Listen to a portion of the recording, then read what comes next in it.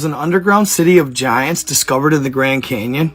In the early 1900s, G.E. Kincaid was journeying down the Colorado River in a wooden boat alone looking for mineral. He was some 42 miles up the river from the El Tovar Crystal Canyon. When on the east wall of the canyon, Kincaid spotted stains in the sedimentary formation. They were located approximately 2,000 feet above the riverbed. There were no trails leading up to the location, but after a long hike, he finally made it to his destination. And much to his surprise, he discovered the mouth of a cave that was being hidden by a rock shelf so you couldn't see it from the river. As he approached the entrance, Kincaid noticed steps that led 30 yards down the side of the canyon. He concluded that where these steps ended must have been the water level at the time these caves were last inhabited.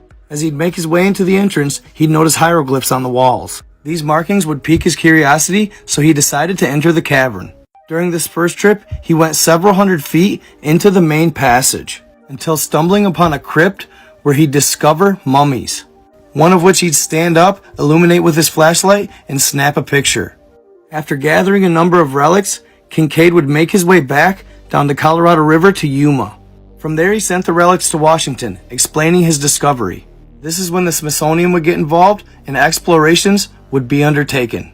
The main passageway was around 12 feet wide, but it would narrow to 9 feet towards the end of it. 57 feet from the entrance is where the first side passages would branch off. On both sides, there were a number of rooms about the size of an ordinary living room today, but some of the said rooms were almost 30 by 40 feet.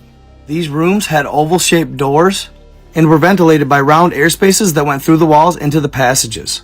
These were believed to be the living quarters. The walls of the rooms were about 3 feet 6 inches in thickness. The tunnels were carved as straight and perfect as any engineer could plan. 100 feet from the entrance was the cross hall, which ran several hundred feet. It is here they would discover the idol, or the people's god, sitting cross-legged with a lotus flower or lily in each hand. The cast of the face seems oriental in origin, and it was carved by a very good hand. It is said that the attire is very well preserved, as was everything in the cavern at the time. Surrounding the idol were smaller ones, some beautiful in form, others depicting crooked necks and distortion, most likely representing good and evil.